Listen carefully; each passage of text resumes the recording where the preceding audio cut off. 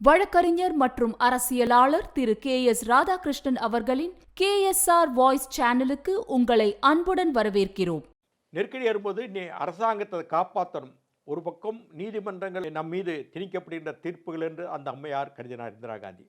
இந்த நிலையில் அவசர நிலை பிரகடனம் செய்யலாமா என்று சிந்தனை வந்தவுடனே சித்தார்த் சங்கரேயிடம் பேசுகிறார். 1971 முன்னாடி அந்த இந்திய பாகிஸ்தான் போரின் போது அவசர நிலை அறிவிக்கப்பட்டது. அதே மாதிரி உள்நாட்டில் பிரச்சனைகள் வரும்போது அறிவிக்கலாமே என்று சிந்தனை ஓட்டம் வந்தது. உடனே இவரை சித்தார்த் சங்கரே, மேற்கு வங்கத்தின் முதலமைச்சர், அவர் பெரிய வழக்கறிஞர் சித்தார்த் சங்கரே, மாயாரே, அவங்களெல்லாம் பார்த்துருக்கேன். ஒரு கோவில்பட்டிக்கு அவங்கள அழைச்சிட்டு போனதெல்லாம் உண்டு எமர்ஜென்சி காலத்தில். மாயாரே அவரும் வழக்கறிஞர், அவருடைய துணைவியார்.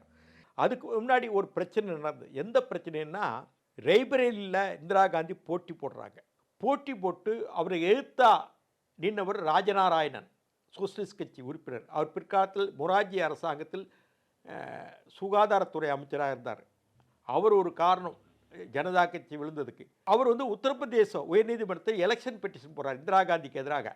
என்ன எலெக்ஷன் பெட்டிஷன் போடுறார்? யஷ்பால் கபூர் என்பவர் அரசு ஊழியர். அவரே இந்திரா காந்திக்கு மேடை போட்டு மைக் செட்டு அரேஞ்ச் பண்ணி அரசாங்க சார்பில் மேடை அமைச்சு கொடுத்தாரு. இந்த தேர்தல் செல்லாதுன்னு அறிவிக்கிறார்.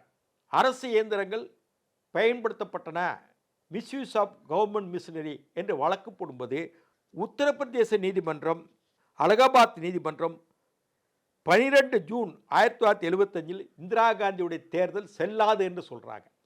இதுவரை அடி கோலகநாத் கேஸுடைய தீர்ப்பு இப்படியான பொழுது இந்திரா காந்தி ரொம்ப அப்செட் ஆகிறாங்க. ஒரு பக்கத்தில் ஜெயபிரகாஷ் நாராயணன் தன்னுடைய போராட்டங்களை அறிவிக்கிறார். மாணவர்களே, கல்வி நிலையங்களை விட்டு வெளியே வாருங்கள், காவல்துறையே, இராணுவமே, இந்திரா காந்தி ஆட்சிக்கு அடிபணியாதை. காந்தி எப்படி ஒத்துழையாமை இயக்கத்தை நடத்தினாரோ அதே மாதிரி நம்ம ஒத்துழைக்க வேண்டாம். ஒரு நேர்மையான அரசாங்கமாக இல்லை இந்திரா காந்தி அரசாங்கம். இந்த அரசாங்கம் மக்கள் விரோத அரசாங்கம் என்று அறிவிக்கின்றார். போராட்ட களத்தை அமைக்கின்றார். கோலகநாத் வழக்கு உச்சநீதிமன்றம் கொடுத்த தீர்ப்பு, அதற்கு பிறகு நில ஆர்ஜித வழக்கு எடுக்க முடியாதுங்கிற தீர்ப்பு, பிறகு இந்திரா காந்தியுடைய தேர்தலே செல்லாது என்று அலகாபாத் ராஜநாராயணன் போட்ட வழக்கு, அது பிறகு ஜெயபிரகாஷ் நாராயணுடைய போராட்டக்களம்.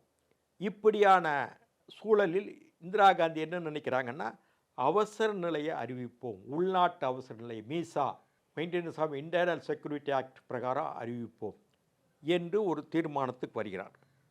விடிய கால 10 மணிக்கு சித்தார்த் சங்கரையை அழைக்கிறாங்க. என்னைக்குன்னா 25 ஜூன் 1971 10 மணிக்கு.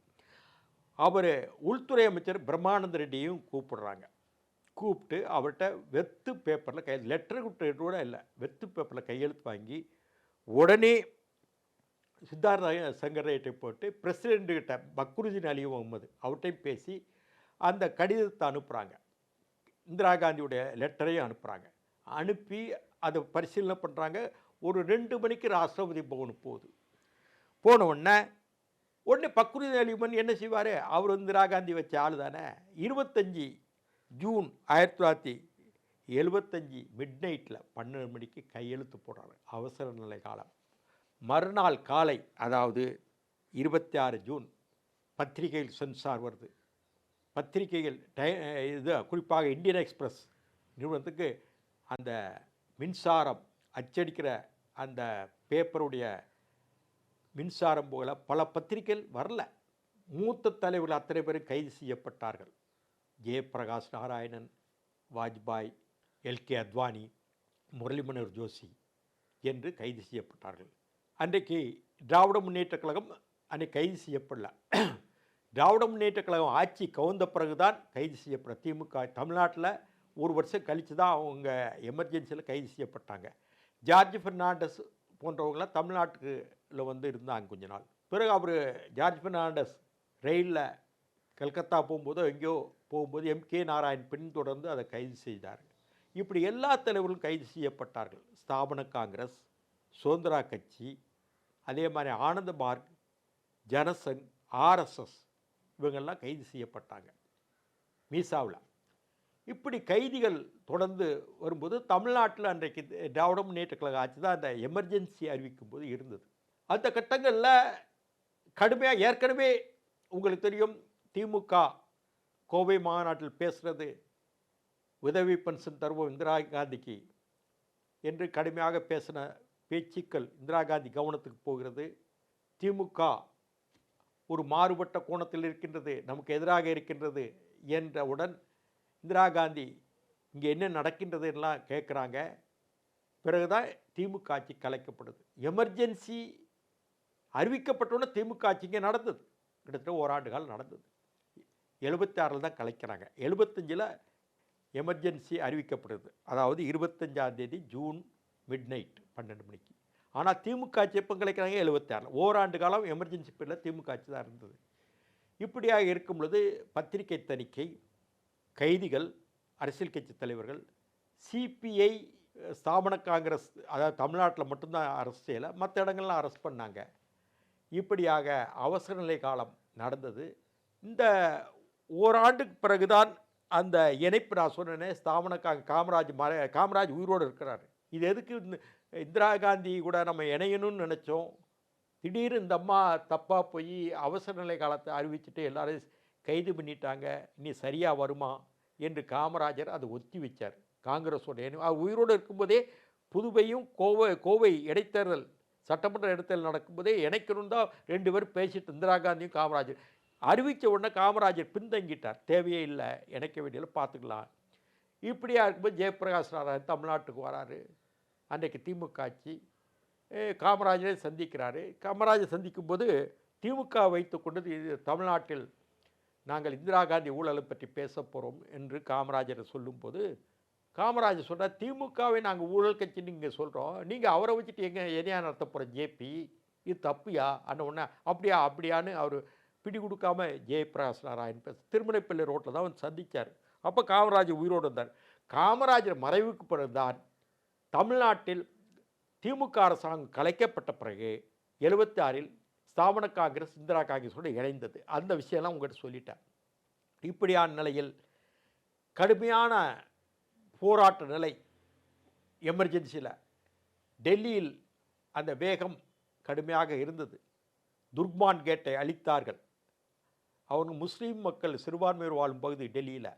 அது மாதிரி கம்பல்சரி கட்டாய குடும்ப கட்டுப்பாடு எல்லாருக்கும், ஆண்களுக்கு ஸ்டெர்லைசேஷன்ன்றாங்க. அதே நவால் கிஷோர்னு ஒரு ஃபிலிம் கேஸு, அதே மாதிரி ராஜன் என்ற ரீஜியனல் இன்ஜினியரிங் காலேஜ் கோழிக்கோடை சேர்ந்தவர், அவரை கொண்டுட்டாங்க. வழக்கெல்லாம் சென்னை உயர்நீதிமன்றம். இப்படி பல விஷயங்கள் எமர்ஜென்சியில் தவறுகள் நடந்தன. கிசார் குர்ஷிகா கேஸு, அந்த ஃபிலிம் விஷயம். இப்படியாக இருக்கும் பொழுது பிரச்சனைகள் அதிகமாக செல்கின்றன. அன்றைக்கு இந்தியாவில் ஜனநாயகத்தை காக்க வேண்டும் என்று ஒரு குரலாக இருந்தாலும் சிறைக்கு சென்று விட்டார்கள். இருப்பினும் ஸ்தாபன காங்கிரஸ், சுதந்திரா கட்சி, சிபிஎம், சோஷலிஸ்டில் அன்றைக்கு இருந்த இப்போ யார், லல்லு பிரசாத் யாதவ், ராம்விலாஸ் பாஸ்வான், நிட்டிஷ்குமார், முலாயம் சிங் யாதவ், இவங்களுக்கெல்லாம் தலைவராக இருந்தவர் தான் ஜெயபிரகாஷ் நாராயணன். இவங்கெல்லாம் அவங்க சிஷியங்க. அவங்க பெரிய சோஷலிஸ்ட் கட்சினா ஒரு அற்புதமான கொள்கை உண்டு. கம்யூனிஸ்ட் கட்சி மாதிரி இல்லை, அவங்க ஒரு வித்தியாசமான கொள்கை உண்டு. லோகியோ, ஜெயபிரகாஷ் நாராயணன் இவங்கெல்லாம் களத்துக்கு வந்துட்டாங்க. வடபுலம், அதாவது வட மாநிலங்கள் எமர்ஜென்சி நேரத்தில் கடுமையாக இந்திராவுக்கு எதிர்ப்பு. இப்படி எதிர்ப்பான நிலையில் ஸ்தாபன காங்கிரஸோடு இந்திரா காங்கிரஸும் இணைந்தன தமிழ்நாட்டில். அந்த கட்டத்தில் எமர்ஜென்சி காலத்தில் கொஞ்ச காலம் நாங்களும் இந்திரா காங்கிரஸில் இருந்தோம். அப்போது கவர்னர் சுகாரியா, நான் ஏற்கனவே சொல்லியிருக்கேன், அப்போது நாங்களாம் 20 அம்ச திட்டத்தை பண்ணோம், அதெல்லாம் சொல்லிட்டேன். இப்படியான நிலையில் 2 துருவமாக அன்றைக்கு இணைந்த பிறகு கட்சியில் இருக்கும்போது பல சிக்கல்கள் வந்தன. அந்த சிக்கல் என்ன என்று அடுத்த தொடரில் பார்க்கலாம். நன்றி, வணக்கம். சுவாரஸ்யமான பல அரசியல் தகவல்களுக்கு இணைந்திருங்கள் KSR வாய்ஸ் சேனலோடு. நன்றி, வணக்கம். KSR வாய்ஸை சப்ஸ்கிரைப் செய்யாதவர்கள் உடனடியாக சப்ஸ்கிரைப் செய்யுங்கள். அருகில் இருக்கும் பெல் பட்டனையும் கிளிக் செய்யுங்கள். நாங்கள் போடும் வீடியோக்கள் உங்களுக்கு உடனுக்குடன் வந்து சேரும்.